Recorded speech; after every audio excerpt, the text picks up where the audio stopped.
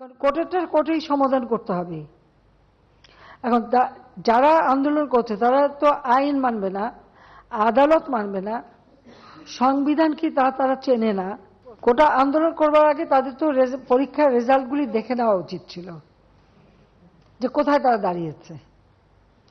আর দ্বিতীয় কথাটা হচ্ছে মুক্তিযুদ্ধের বিরুদ্ধে আর মুক্তিযুদ্ধের বিরুদ্ধে এত ক্ষোভ কেন? মুক্তিযোদ্ধাদের নাতিপুতিরাও পাবে না, তাহলে কি রাজাকারের নাতিপুতিরা পাবে? আর মুক্তিযুদ্ধের বিরুদ্ধে মুক্তিযোদ্ধাদের বিরুদ্ধে কথা বলার অধিকার তাদেরকে দিয়েছে। আর সবথেকে আরেকটা যে দেখলাম খুব অদ্ভুত লাগলো আমার কাছে, মুক্তিযোদ্ধার নাতি সে ভোট দিয়েছে মুক্তিযুদ্ধ কোটা ইউনিভার্সিটিতে, উনিও বলেন কোটা থাকবে না। তো বেটা তুই তাহলে পদে চলে আয়, পড়াশোনার দরকার নাই। হ্যাঁ, বলতে হবে যে তুই চলে আয়, তোর পড়াশোনার দরকারটা কি? তুই মুক্তিযোদ্ধার নাতি হিসেবে কোটায়